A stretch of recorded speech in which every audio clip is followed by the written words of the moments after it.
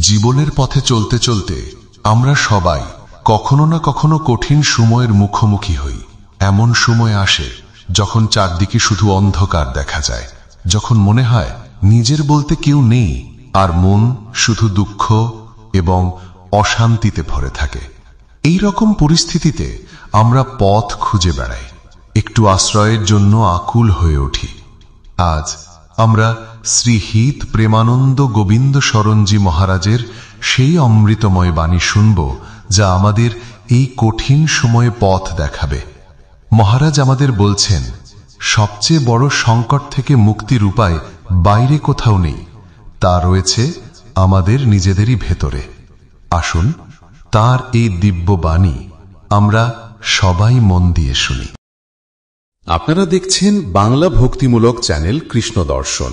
আমাদের পরিবেশনা যদি আপনার ভালো লাগে তবে একটি লাইক দিয়ে এবং সাবস্ক্রাইব করে আমাদের পাশে থাকবেন, কারণ আমরা নিয়মিত এই ধরনের ভক্তিমূলক ভিডিও গোবিন্দের চরণে নিবেদন করে থাকি। যখন চারদিকে অন্ধকার ছেয়ে আসে, যখন নিজের বলতে কেউ থাকে না, কেবল দুঃখ আর দুঃখ, অশান্তি আর অশান্তি, সেই সময়ে আপনি দেখবেন কঠিন থেকে কঠিনতম সংকট দূর করার জন্য একটি মাত্র উপায় আছে। যদি আপনি ঈশ্বরের আরাধনা না করেন, তবে এই কথাটি আপনার মাথায় গেঁথে নিন যে আপনাকে অন্য কেউ সুখী করতে পারবে না। যদি কেউ আপনাকে সুখী করতে পারে, তবে তা আপনি নিজে। এটি একটি ধ্রুব সত্য, এটি আপনাকে বুঝতে হবে। যদি আপনি নিজের বিচার এবং বিবেকের দ্বারা অধর্মের পথ ত্যাগ করে ধর্ম অনুসারে জীবনযাপন করতে করতে ভগবানের নাম জপ করেন, তবে পূর্বজন্মের কর্মফল অনুসারে যে এই দেহ রচিত হয়েছে, তার ফলে প্রারব্ধ অনুসারে জীবনে দুঃখ এবং সুখ তো আসবেই, কিন্তু তা আপনাকে পরাজিত করতে পারবে না। আর আপনার জন্য ভবিষ্যতে এক মহা সুখ অপেক্ষা করছে, যা দুঃখ এবং সুখ উভয়েরই ঊর্ধ্বে। সেই অখণ্ড প্রসন্নতা, অখণ্ড আনন্দ কেবল আপনার কর্মের ফলেই আসবে। আপনাকে উপদেশ দেওয়া যেতে পারে, পথ দেখানো যেতে পারে, আপনাকে সঙ্গ দেওয়া যেতে পারে, কিন্তু চলতে হবে আপনাকেই। যদি আপনি না চলেন, তবে এই ভুল ধারণা থেকে বেরিয়ে আসুন যে আমি কোথাও যাব আর আমার দুঃখ দূর হয়ে যাবে। এই মোহ ত্যাগ করুন, কারণ আমরা তো খুব ছোট জীব। আমাদের তপস্যা এবং পুণ্য খুবই সামান্য। আমরা সেই সব মহাপুরুষদের কথা বলি যারা আজীবন তপস্যা সঞ্চয় করেছেন, তবুও তাদের শরীরে প্রচণ্ড দুঃখ দেখা গেছে। এই দুঃখ এবং সুখ আসলে মায়ার এক ইন্দ্রজাল, এক ভ্রান্তি। আসলে না আছে দুঃখ, না আছে সুখ।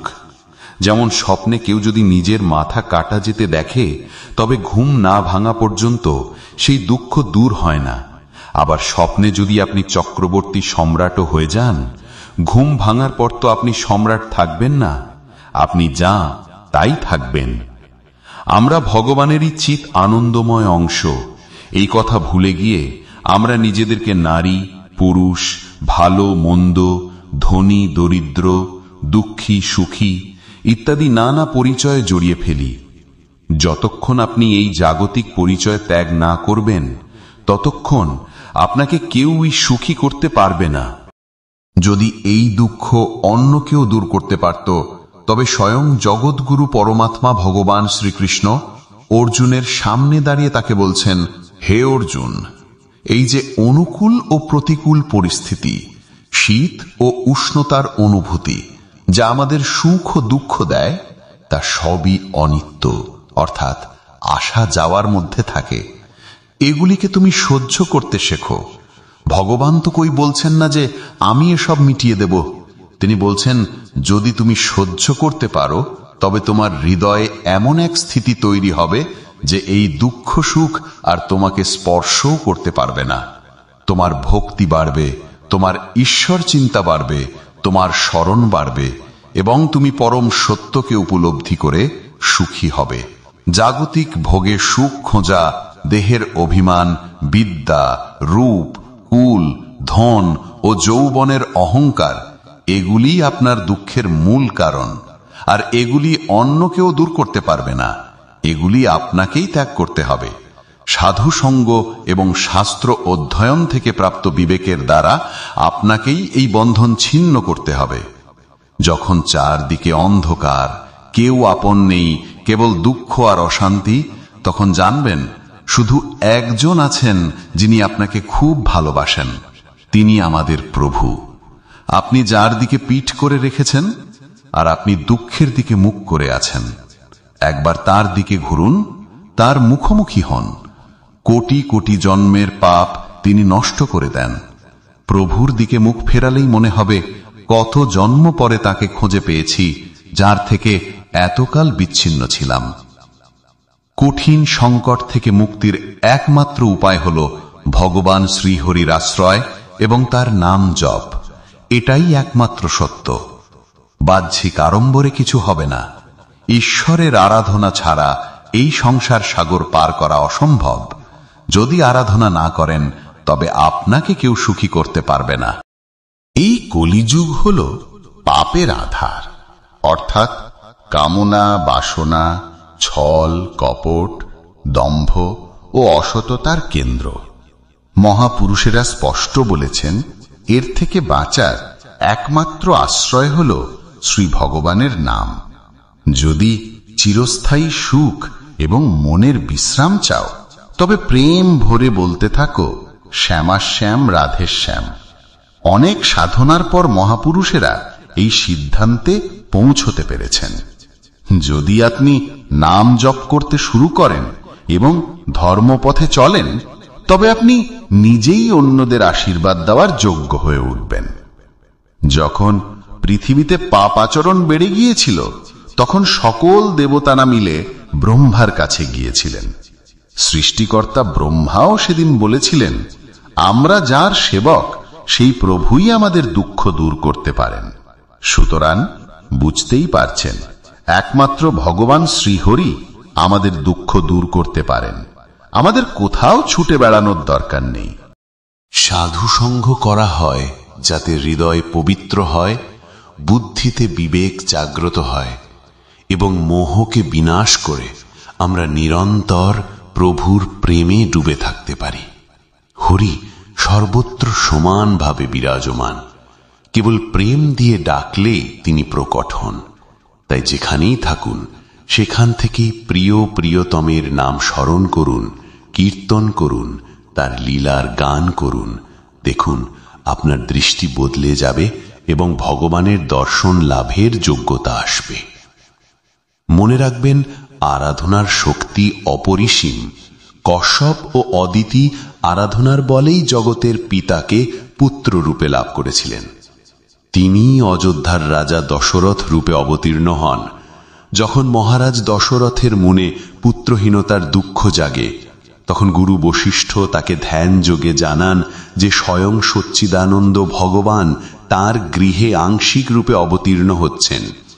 পুত্র কামেষ্ঠী যজ্ঞের পর স্বয়ং অগ্নিদেব প্রকট হয়ে পায়েস প্রদান করেন, যা রানীদের মধ্যে ভাগ করে দেওয়া হয় এবং তার ফলেই শ্রীরাম, লক্ষ্মণ, ভরত ও শত্রুঘ্নের জন্ম হয়।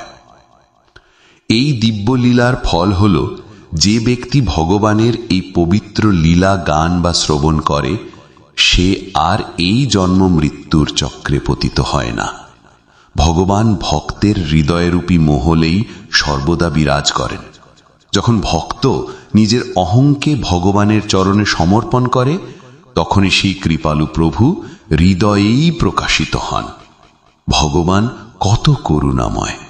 যদি আমাদের মনে হয় যে আমরা অনেক তপস্যা বা সাধনা করেছি, তবুও ফল মিলছে না, তার কারণ হয়তো আমাদের মনে দীনতার অভাব।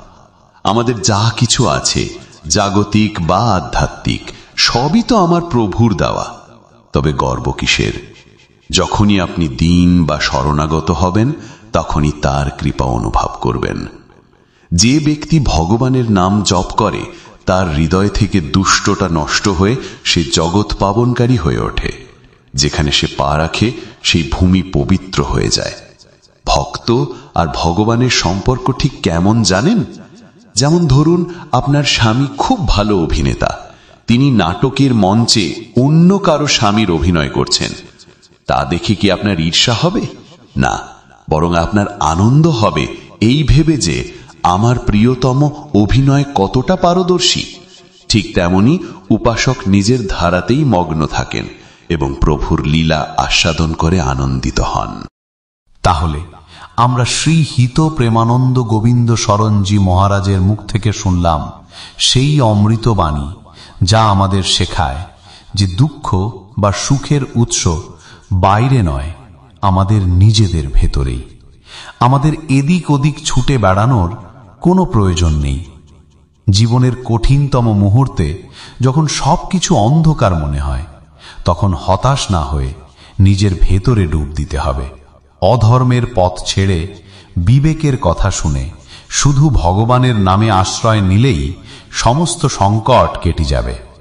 নাম জপের শক্তি এতটাই যে তা কেবল আমাদের দুঃখই দূর করে না, বরং আমাদের চরিত্রকে এমনভাবে গড়ে তোলে যে আমরা অপরের দুঃখ দূর করার কারণ হয়ে উঠি। আসুন আমরা মহারাজের দেখানো এই সহজ ও সরল পথে চলার চেষ্টা করি। নিজের অহংকার ত্যাগ করে দীনভাবে প্রেম ভরে শুধু তার নাম জপ করতে থাকি, কারণ তিনিই আমাদের একমাত্র আশ্রয়, আমাদের চিরন্তন সঙ্গী। রাধে রাধে।